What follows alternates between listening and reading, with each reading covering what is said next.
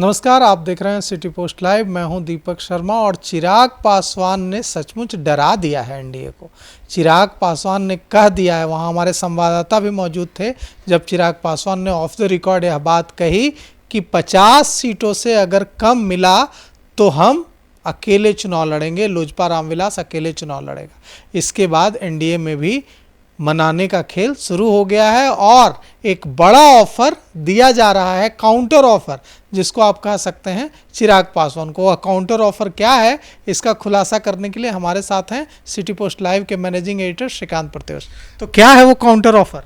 दीपक, वो counter offer बताएंगे, लेकिन पहले बता दूं कि चिराग पासवान के जो तल्ख तेवर हैं और जो चेतावनी दे रहे हैं, उसको लेकर अटकलों का बाजार गर्म है। सियासी गलियारे में सब इसी बात की चर्चा है कि चिराग क्या करने वाले हैं। और अब तो सोशल मीडिया में खबरें भी चलने लगी हैं कि नीतीश कुमार अब आरजेडी के साथ जा रहे हैं, चिराग पासवान जा रहे हैं और अब दूसरी सरकार बनने वाली है। आरजेडी दफ्तर में नेता पहुंच रहे हैं, मिठाइयाँ बट रही हैं। इस तरह की खबरें लोग चला रहे हैं। हालांकि इसमें कोई दम नहीं है अभी, लेकिन कहीं आग होती है तभी धुआं उठता है। तो चिराग पासवान की नाराज़गी को लेकर इस तरह की अटकलें लगाई जा रही हैं। अब विकल्प ये हो सकता है कि अब 50 सीट तो बीजेपी दे नहीं पाएगी, एनडीए में कैसे मिलेगा। 243 सीटें हैं और किसी भी कीमत पर जेडीयू 100 से कम सीट पर नहीं लड़ेगा और बीजेपी भी उसके बराबर सीटों पर लड़ेगी। 1-2 सीट ऊपर नीचे हो सकता है। जेडीयू 101 पर लड़ सकता है, 102 पर लड़ सकता है, बीजेपी 101 पर लड़ सकती है। यही होगा फ़र्क। तो मुझे लगता है कि ऐसे में 40-42 सीटें ही बचेंगी और चिराग पासवान खुद 50 सीट मांग रहे हैं तो ये तो संभव ही नहीं है। और चिराग 50 मांग रहे हैं तो 35-40 से कम मानेंगे नहीं, ये भी तय है। तो सूत्र जो बता रहे हैं कि एक और दूसरा फार्मूला निकला है जिस पर बातचीत, काउंटर ऑफर। कहाँ काउंटर ऑफर है कि भाई ऑफर क्या, मतलब एक फार्मूला निकाला जा रहा है जिस पर बातचीत चल रही है। हो सकता है कि बात बन भी जाए कि एक राज्यसभा की सीट मिले। पहले भी राज्यसभा की सीट थी एलजेपी को, रामविलास पासवान जी तो राज्यसभा से ही गए थे। तो राज्यसभा की सीट वापस मिल सकती है चिराग पासवान की पार्टी को। एक एमएलसी की सीट मांग रहे हैं चिराग पासवान। तो 6, एक राज्यसभा मतलब 6 विधानसभा सीट हो गया ना, और एक एमएलसी की सीट 7 और 30 सीट मिल जाए अगर विधानसभा की तो 37 सीटें हो गई। तो चिराग पासवान की बात भी रह गई और बीजेपी जेडीयू की मुश्किल भी आसान हो जाएगी। तो बातचीत चल रही है कि भाई एक राज्यसभा की सीट और एक एमएलसी की सीट दे दिया जाए और 30 सीटें दे दी जाए।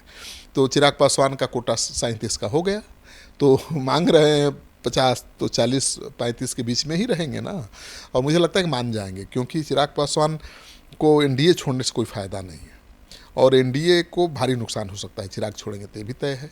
और चिराग अब अकेले थोड़े लड़ेंगे। चिराग अगर एनडीए छोड़ेंगे तो तेजस्वी यादव तो वहाँ फैला कर इंतजार कर रहे हैं कि आ जाइए।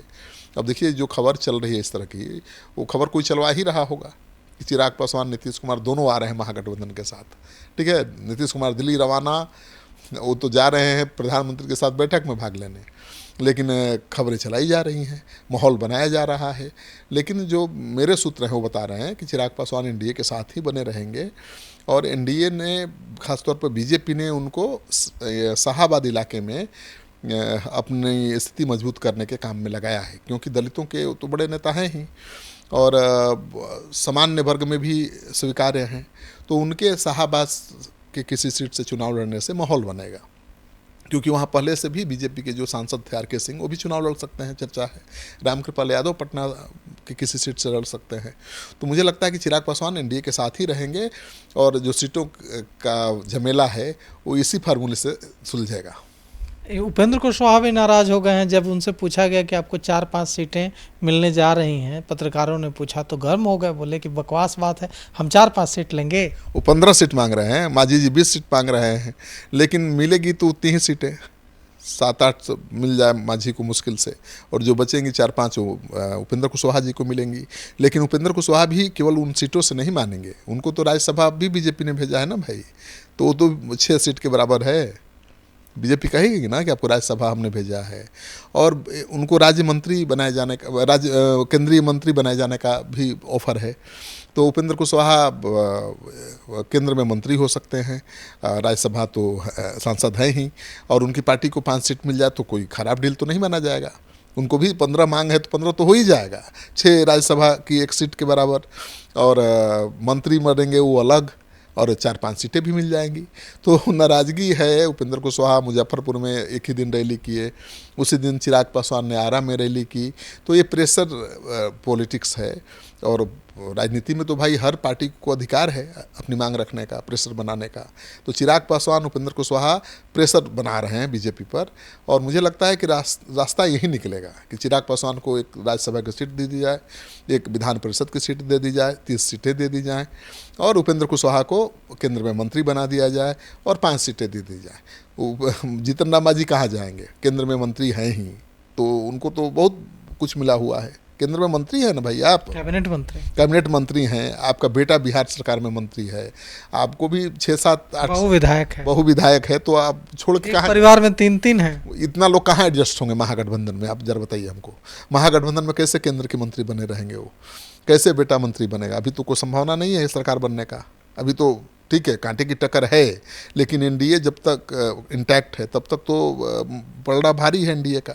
तो मुझे लगता है कि जीतन राम मांझी भी प्रेशर बना रहे हैं कि ज़्यादा से ज़्यादा सीट मिले, हर पार्टी बनाती है, लेकिन उनके बेटे संतोष मांझी जो राष्ट्रीय अध्यक्ष हैं, वो भी एनडीए को छोड़ने के मूड में नहीं है। वो जानते हैं कि एनडीए के साथ ही उनका फ्यूचर है।